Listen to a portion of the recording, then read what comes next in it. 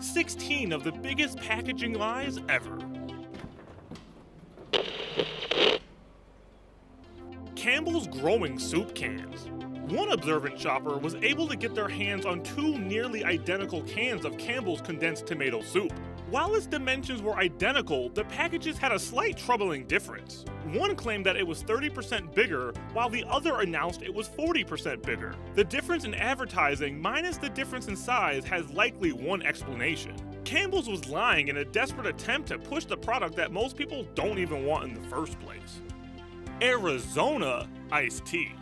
Having misleading labels on the front of food packaging is an understandable deception on part of marketers. What is harder to fathom is when they print labels that directly contradict each other and place them side by side on the same product. Arizona, the popular maker of tea products, went this route when they claimed that they were an American company, even going so far to add an image of the country draped in an American flag. Just centimeters below that claim is another phrase mentioning it's a product of Canada. Cherry 7-Up Antioxidant. 7-Up released its cherry-flavored version of their drink and slapped a huge antioxidant label directly under the product's name. This claim received heavy scrutiny in form of a federal class action lawsuit, which was filed in November of 2012 by the nonprofit Center for Disease in the Public Interest on behalf of the California consumers. The suit argued that the soda should not be marketed as a healthy source of antioxidants or other nutrients. Obviously, this claim was justified, and it was ruled that the company had to change their labeling. Jumbo shrimp. You may think you're getting a great value on these huge pieces of shrimp. Unfortunately, the packaging is covering the real truth, that these shrimp aren't all that they're cracked up to be.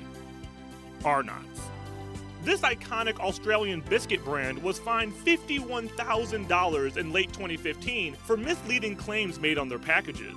They got in trouble for saying that their crisps contain 75% less saturated fat than a competitor, a declaration that was found to be a false comparison. Obviously, $51,000 is a fine that a company who enjoys an annual revenue somewhere around $1 billion easy to absorb. The bad publicity and the sullied reputation that resulted, however, was far more damaging to Arnott's biscuits. Either way, they've been around since 1865, so they should be just fine. Raisinets.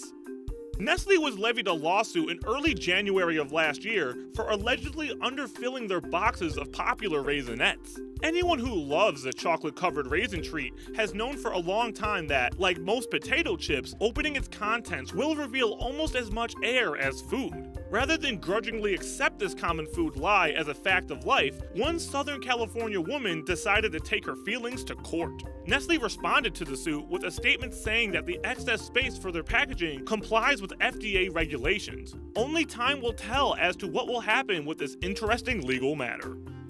Naked juice. PepsiCo is facing a lawsuit for their allegedly misleading naked juice bottles. Their Kale Blazer, for instance, insinuates that kale is one of the main ingredients by displaying a leaf along with cucumbers prominently on the front of the bottle.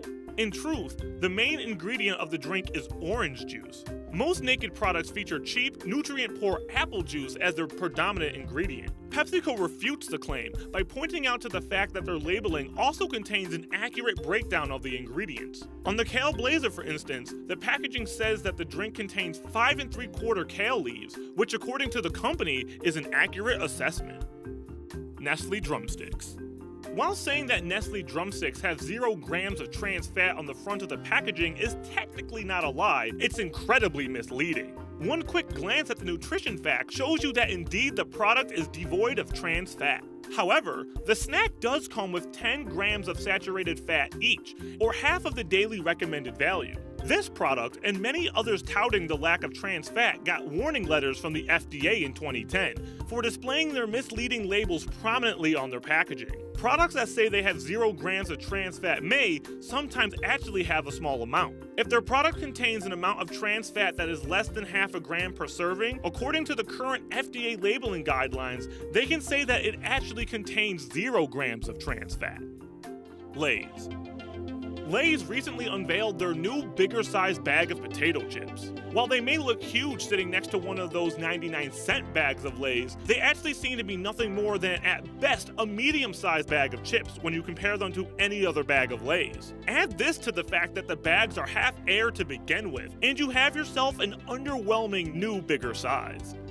Chocolate Cheerios. When you hear that a food item may reduce your risk of heart disease, you have to take it with a grain of salt. Just the word may means that the company is holding themselves to no promises. As a matter of fact, food labels could say that you may wake up tomorrow with the ability to fly. But if you don't, then you can go back and realize that nothing was ever guaranteed. General Mills came under heavy scrutiny when they started putting a heart icon on the front of their chocolate Cheerio boxes, inscribed with the aforementioned suspect phrase. While regular Cheerios certainly have soluble oat fibers that can legitimately reduce the risk of heart disease, chocolate Cheerios do not.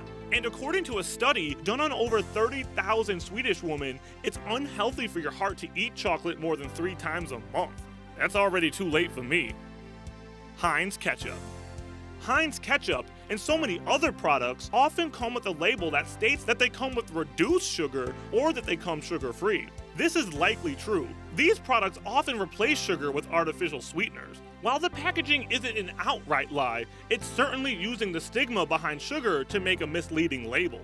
Artificial sweeteners come with their own list of negative health effects and often make regular products and their normal sugar a better choice. 100% juice. Saying that this is 100% juice is a 100% lie, and even the makers of the product can't conceal the 27% truth. Just one more reason to always check the nutrition facts on the back of packaged foods. Cocoa Krispies.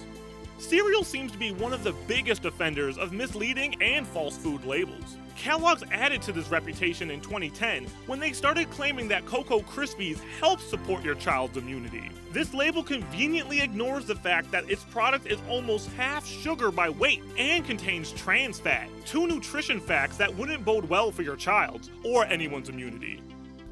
Panda Ice Cream.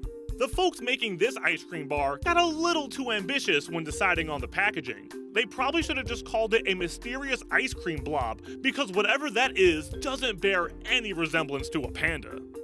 Raisin Bran Crunch.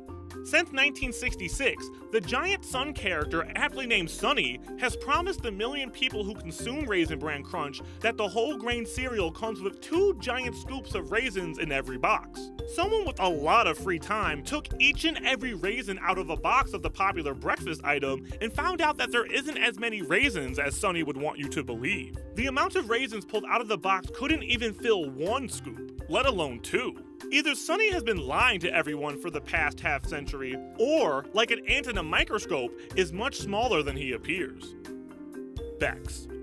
Beck's touts itself as a beer of German quality, and its price is often comparable to other imported beers. There's one small problem with this. Beck's has been brewed in St. Louis, Missouri since 2012. A place like that, last time I checked, isn't in Germany. Beck's drinkers filed a lawsuit pointing this out in 2013, and the suit was settled in 2015 for $20 million. Busch was forced to make cash payments to people with proof that they had purchased the product at retail outlets. People that filed their claims through the website up until November 20th, 2015 were in line to receive up to a $50 refund.